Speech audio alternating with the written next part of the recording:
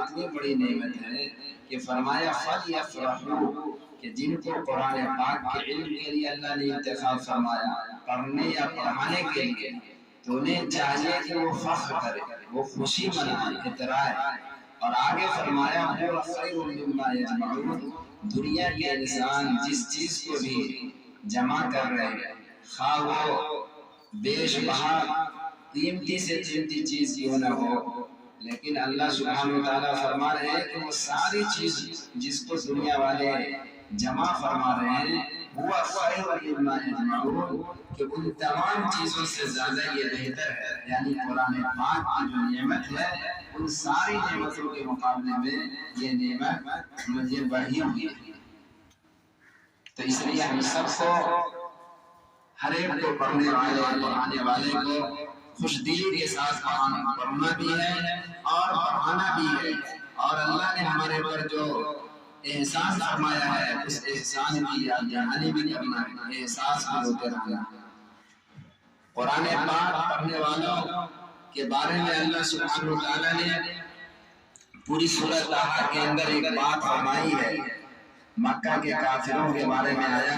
الحمدللہ رب العالمین والصلاة والسلام على رسوله الكريم أما بعد أعوذ بالله من الشيطان الرجيم بسم الله الرحمن الرحيم طه ما أنزلنا عليك القرآن لتشقى إلا تذكرة لمن يخشى وقال الله سبحانه وتعالى قل بفضل الله وبرحمته فبذلك فليفرحوا هو خير مما يجمعون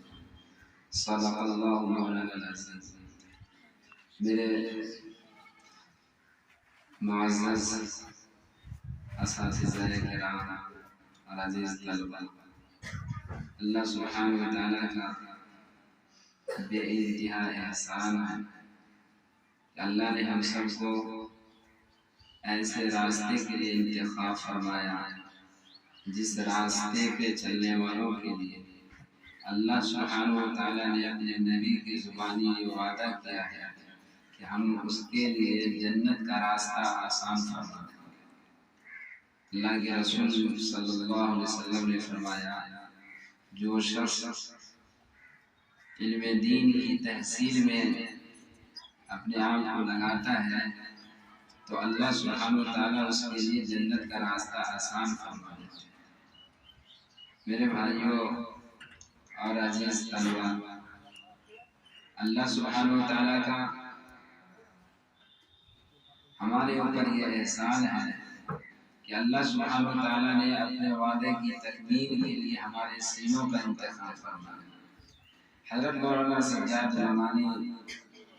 دامت برکاتہم فرمایا کرتے ہیں کہ یہ حفاظ کرام اور جن کو قرآن پاک کے حفظ کے لیے اللہ نے انتخاب کیا ہے، یہ اللہ کے وعدوں کی تکمیل کا مظہر ہے، اور یہ لوگ اللہ سبحانہ وتعالیٰ کے اوزار ہیں کہ جس طرح سے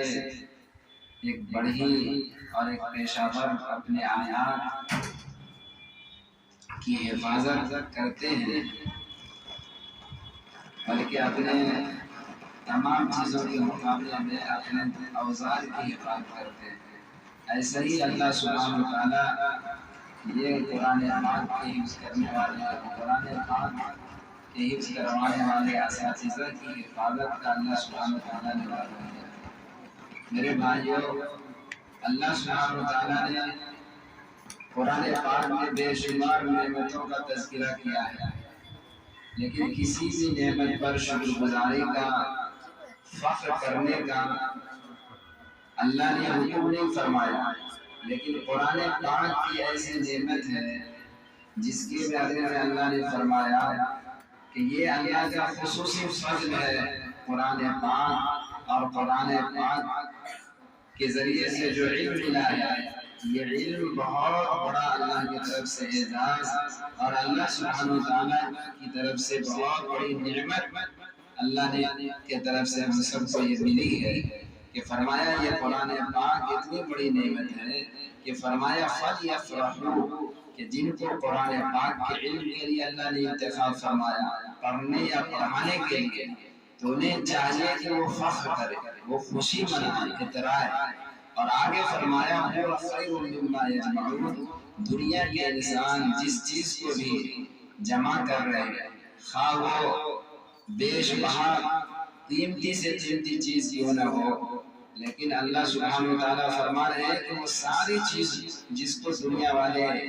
جمع فرما رہے ہیں ہوا خیر مما یجمعون، کہ ان تمام چیزوں سے زیادہ یہ بہتر ہے، یعنی قرآن پاک کی جو نعمت ہے ان ساری نعمتوں کے مقابلے میں یہ نعمت مجھے بڑھی ہوئی ہے۔ تو اس لیے ہم سب کو، ہر ایک کو پڑھنے والے پڑھانے والے کو خوش دلی کے ساتھ پڑھنا بھی ہے اور پڑھانا بھی ہے، اور اللہ نے ہمارے پر جو احسان فرمایا ہے اس احسان کی یاد دہانی بھی کرنا ہے، احساس بھی ہوتے رہنا ہے۔ قرآن پاک پڑھنے والوں کے بارے میں اللہ سبحانہ وتعالیٰ نے پوری سورۃ طٰہٰ کے اندر ایک بات فرمائی ہے۔ مکہ کے کافروں کے بارے میں آیا ہے کہ مکہ کے کافر مسلمانوں پر یہ کہا کرتے تھے، تانا تشنی کے لہجے میں یہ کہا کرتے تھے مسلمان سے کہ پتہ نہیں جب سے یہ قرآن پاک نازل ہوا ہے رات کی نیند اس کی اڑ گئی ہے، نہ رات میں چین ہے اور نہ دن میں آرام ہے ان کی، اور یہ قرآن پاک کو بدبختی کی علامت، منحوسیت کی علامت سمجھتے تھے۔ تو اس پر یہ قرآن پاک کی سورت نازل ہوئی اور فرمایا گیا طٰہٰ مَا أَنزَلْنَا عَلَيْكَ الْقُرْآنَ لِتَشْقَىٰ،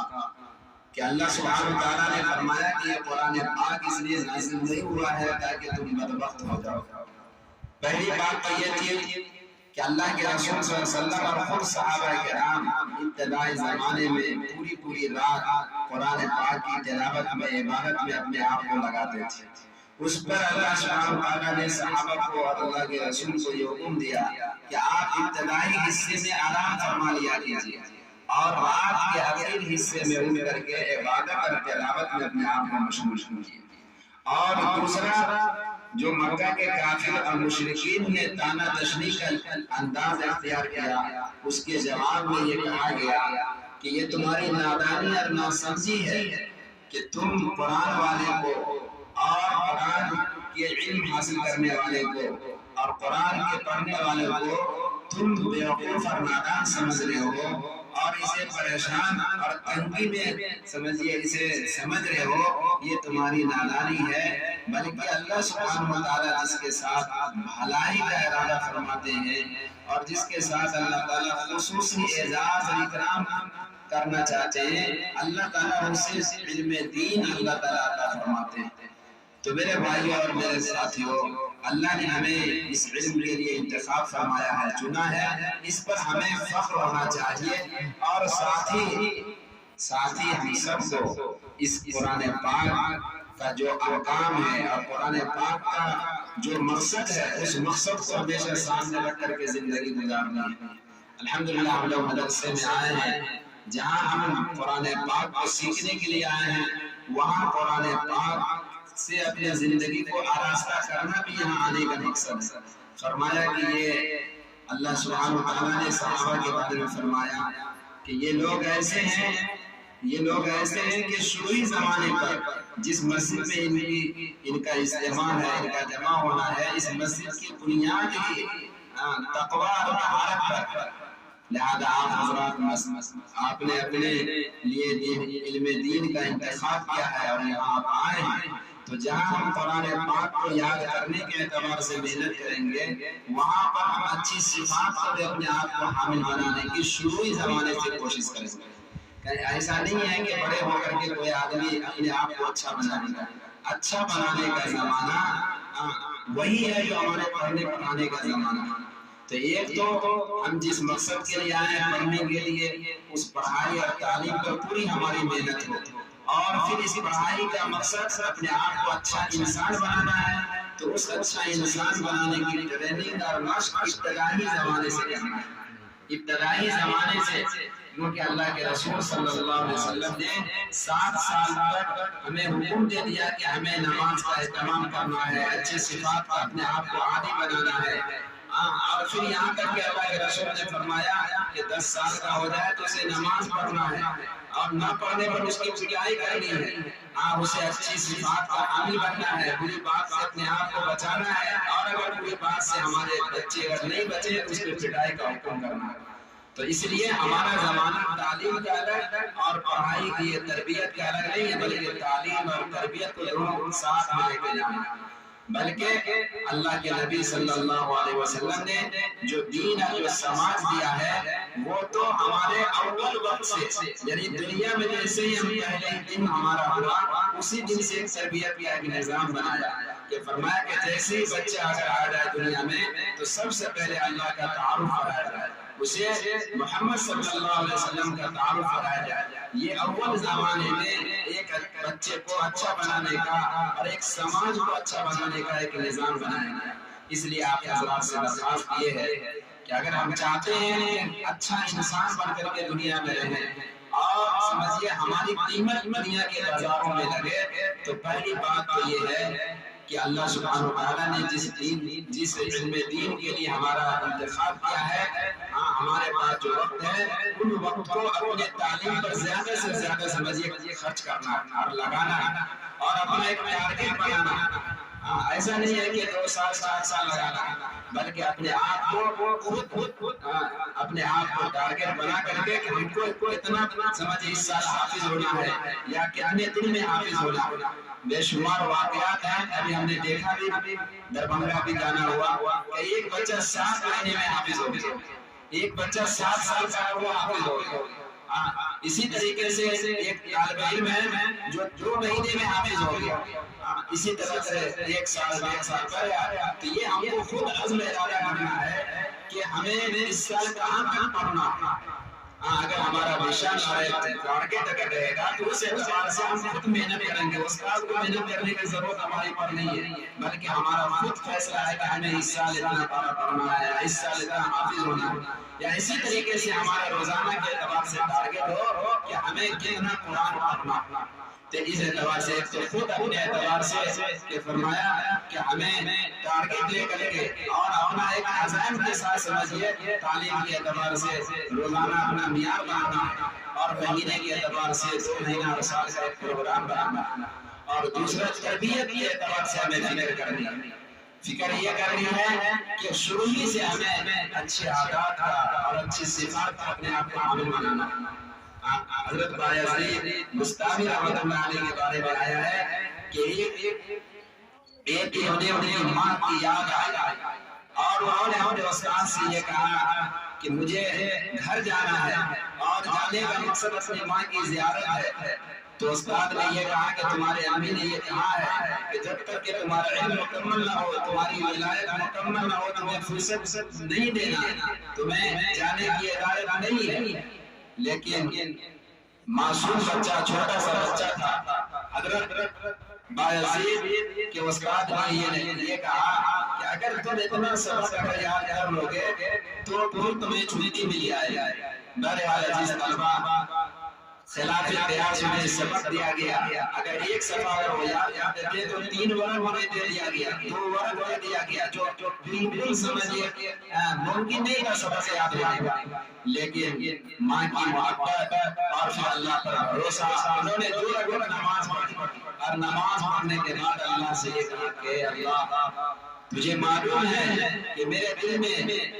اپنی ماں کی کتنی محبت ہے اور میرے جانے کا صرف اور صرف مقصد اپنی ماں کی زیارت ہے، اپنے ماں کو دیکھنا ہے۔